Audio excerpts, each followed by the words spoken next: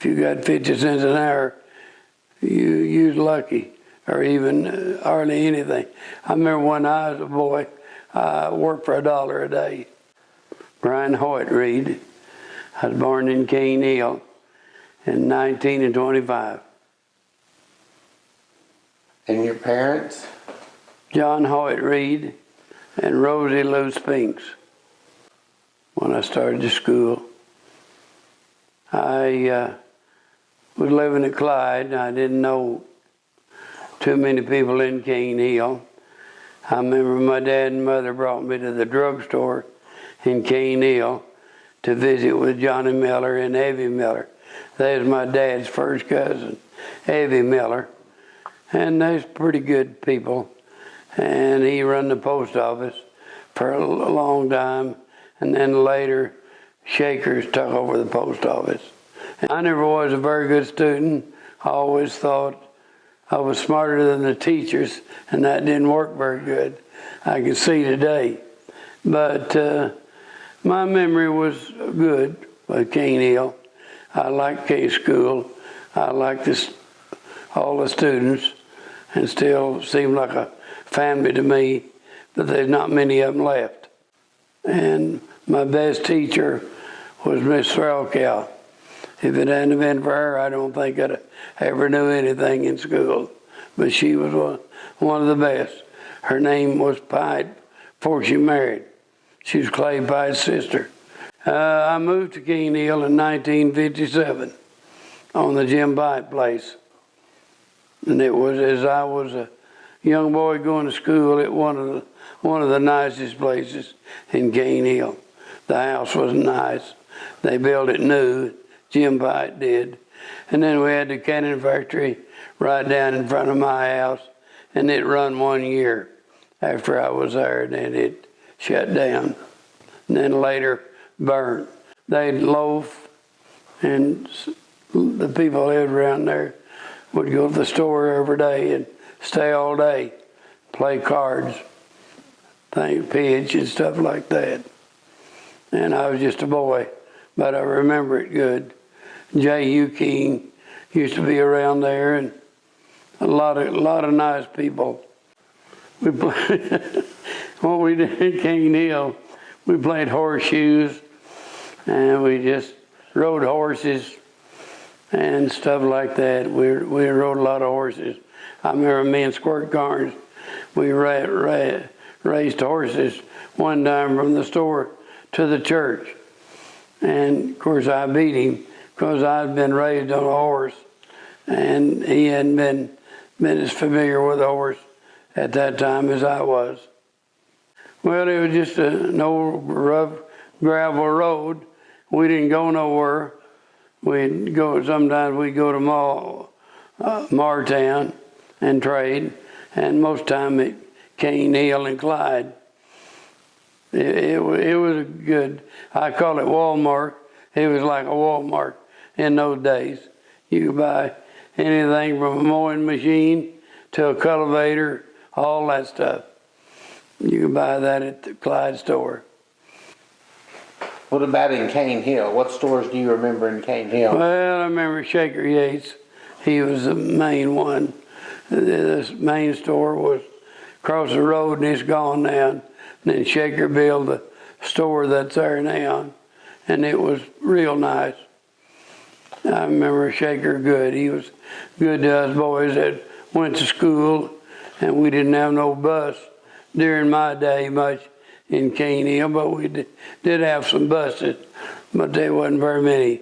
And we wanted to go to a ball game, why we'd have to get somebody on the outside more or less to take us in a truck or something like that.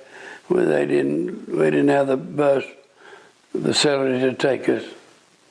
Didn't have the money. My granddad came from Kentucky in here in 1827. They didn't have no post office, no nothing. And my granddad came in here and he brought 9 boys. Well, they brought apple trees with them, and they settled in Cane Hill, and they planted apples. And it used to be a big deal. Apples was it.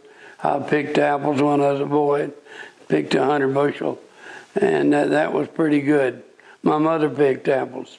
We all picked apples, and we grew apples. It's been the way of life, and we haven't let it go. And most everybody had a dryer, and they dried the apples, and there's a market for dried apples. But they was a way people liked to eat apples, can them. We didn't have the cold storages we've got today. Back in those days, they'd pick them, and there's a good market for them. It wasn't very much when I went to school there. We didn't even know it was a college. We just knew it was a schoolhouse. That's where we went. But my dad went to school there, and my grandpa went to school there. My granddad taught there. Well, it was pretty bad when the school moved out of Cane Hill. It's pretty lonesome. I'll say it about like that. It had been their school so long, and then it was gone. I was there one time, and it was operating. And my uncle run it, Uncle Arlie. He run the mill that year. And my dad had brought wheat. We'd bring wheat in there to get it made into cornbread meal. And then we brought flour and wheat to make flour. They'd make that for customers like my dad. And I went with him to get it made. Yeah, they used it a lot in the 20s. It was kind of way of life. But 30s it run some. And that's my uncle. He run it in the later years. What years was the canning factory running? Well, it run a long time. That was a pretty good way of life for the women. They'd peel tomatoes, and we grew tomatoes. My mother didn't work there, and I never did work there. But I hauled tomatoes in there. That used to be a big deal, was canned tomatoes. Them and apples, hadn't been for them, I guess we'd have all starved to death. What we do for fun. Mm-hmm. we made fun out of work. Pick tomatoes, pick apples. Oh yeah, that was our main deal. During the winter, we possum hunted.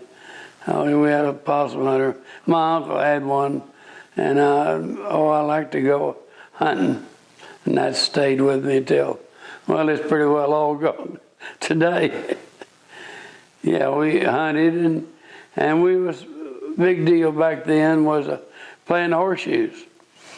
And you was either good or you was pretty sorry. I used to bet Wallace Yates $5 I could throw a ringer out of 2 shoes, and I won quite a bit of money. If it wasn't freezing, we'd be out there pitching horseshoes in the wintertime. And they played dominoes. That was a big game. A bunch of old codgers would meet and play dominoes. But something else I did one time, I rode to Fayetteville in a wagon with my granddad. Some way or other he was going, and I wanted to go. And I went up there with him. Went up there and stayed all night. We stayed behind Lewis Ford, the bank's there now. It was hardware, Lewis Hardware. And we stayed there in the back, built a little fire. We knew how to camp out because we raised that way. And we always took a grub box with us. And I remember that real good. I don't know where I had a good time or a bad one, but I remember that. He was a good guy. Spinks, his name John Spinks, and everybody liked him. Well, we called it a grub box. They had food in it. They'd cook pies and cakes and everything you would eat, and there it was. Oh, I was about 4 or 5 years old. It was really quite a deal to go up there in a wagon. And we wasn't the only one. There's other people who going too. And it was pretty rough to go up there. They usually go, well, once to twice a year and took care of business, like paying taxes and doing things that they couldn't do down here. like buying some parts for the machinery and stuff. And I remember I think he went to pay taxes or something. But we had a spring seat on the wagon, and I remember sitting in it. And we got there and we set up camp and stayed all night, just me and him. And other people was doing the same thing. Yeah, we just slept on the ground with a quilt. Oh, that wasn't no big deal for us. That's the way we operated. Yeah, when we hauled apples and took them to Oklahoma, we didn't rent no motel. We slept on the ground. I know when I started out in life, I got married and I didn't have no job, and I didn't even want a job. I didn't even have any idea of wanting a job. The rest of them was getting themselves with an education to try to work for maybe a guy like me, and we could make good money. We made good money. I remember one time I was making more money than anybody around because they was working for somebody else. Well, mine was selling apples to the customer. We'd knock on doors. Today it'd be kind of low grade, but then it was good. They'd be tickled to death. See you come in with a load of apples, because the apples wasn't plentiful, and they didn't grow them in Oklahoma, and they didn't have storages to buy them year round. We can buy apples the year round now, and used to you could only buy them in the fall of the year, because we lost money. We couldn't make no money at it. When the broilers first came out? Yeah.